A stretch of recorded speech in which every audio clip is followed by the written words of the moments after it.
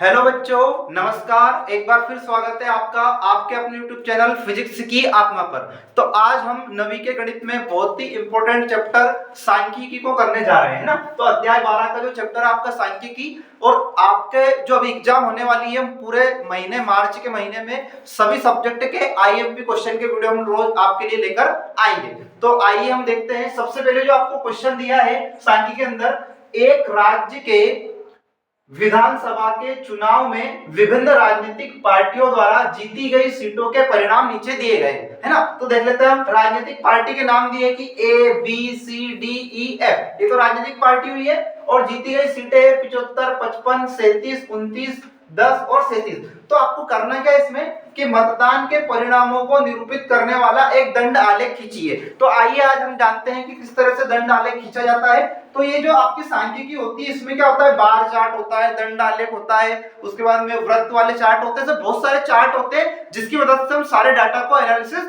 करते हैं। तो आइए हम इस दंड आलेख को खींचते हैं। तो सबसे पहले हम यहाँ पर दो अक्ष ले लेते हैं। मान लो ये एक अक्ष ये है आपकी x और एक अक्ष आपकी ये है y। तो इस पर अपन 0 से स्टार्ट करते हैं, और 0 से अपने को देखो अधिकतम वैल्यू कितनी है, 75। तो अपन 10-10 के अंतराल में इस वैल्यू को 75 तक ले जाएंगे, है ना। तो आइए देखते हैं, हम यहाँ पर इस डाटा को समझने का प्रयास करते हैं किस तरह से ये आपको डाटा दिया गया है। तो 0 से स्टार्ट करते हैं। सबसे पहले आपको दिया है 0, तो 0 से आप 10 बढ़ा के लिख दो। तो फिर यहाँ से 0 से गए अपन 10, फिर 10 से गए अपन कहां तक 20, 20 के बाद में अपन गए 30, 30 के बाद में अपन गए 40, 40 के बाद में यहाँ पर जाएंगे अपन 50, 50 के बाद में जाएंगे अपन 60, और 60 के बाद में यहाँ पर आ जाएंगे अपन 70, और 70 के बाद में ये आ जाएगा आपका 80, है ना। आप चाहो तो इसको 100 तक भी लिख सकते हो, लेकिन अपने को जरूरत नहीं है क्योंकि अपनी अधिकतम वैल्यू कितनी है 75, इसलिए मैं सिर्फ इसको 80 तक लेकर गया हूं। तो यहाँ पर सबसे पहले अपने को दिया है राजनीतिक पार्टी ए। तो ए के पास में वैल्यू कितनी है 75। तो यहाँ पर जो राजनीतिक पार्टी ए है, इसको अपन एक्स अक्ष पे लिखेंगे, पार्टी का नाम ए है, और ए को सीटें कितनी जीती गई सीटें कितनी है 75।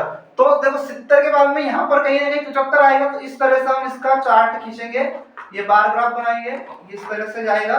तो ये वैल्यू यहाँ पर गई है कहां तक 75 तक। तो आप इसके ऊपर लिख सकते हो 75 तक। तो ये सीटें जीती किस पार्टी ने, ए पार्टी ने। फिर हम देखते हैं बी पार्टी, और बी पार्टी ने कितनी सीटें जीती है 55। तो 55 ये 50 और 60 के बीच में कहीं आएगा। तो यहाँ पर आपका आ जाएगा ये 55 आ जाएगा, और इसके ऊपर आप लिख सकते हो 55। तो ये जो 55 सीटें जीती है वो किस राजनीतिक पार्टी ने जीती है, ये बी वाली राजनीतिक पार्टी ने जीती है।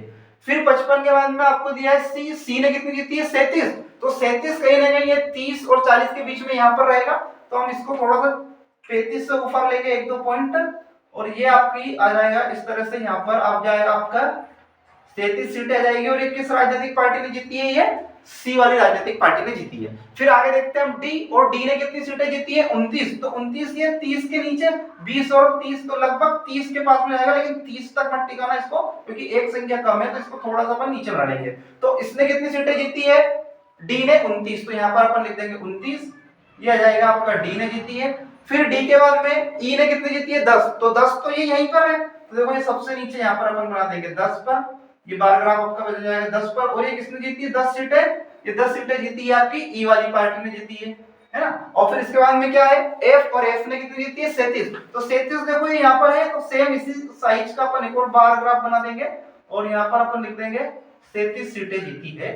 और ये 37 सीटें फिर से किसने जीती है, एफ पार्टी ने जीती है। तो यहाँ पर अपन लिख देंगे एफ। तो इस तरह से आप इस मतदान के परिणाम को दंड आलेख के द्वारा आप प्रदर्शित कर सकते हो। तो ये तो हो गया आपका बार ग्राफ, है ना। इस तरह से आपका बार ग्राफ बनेगा। फिर हम अगला क्वेश्चन देखते हैं। नेक्स्ट क्वेश्चन आपको क्या दिया है, नेक्स्ट क्वेश्चन दिया है किस राजनीतिक पार्टी ने अधिकतम सीटें जीती है।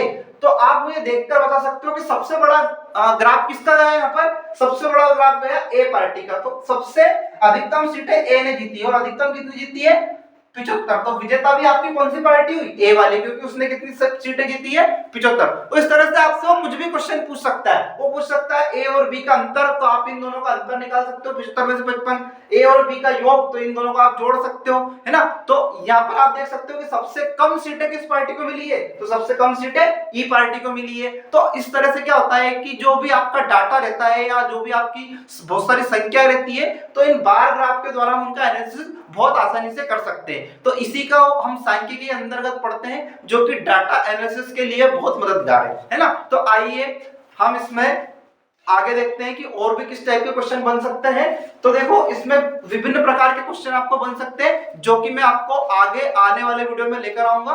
तो आप बने रहिए बिल्कुल शुरू से अंत तक हमारे साथ, आपकी एग्जाम तक हम सारे चैप्टर आपको डेली एक ही वीडियो के माध्यम से करवाने जा रहे हैं। ठीक है, धन्यवाद।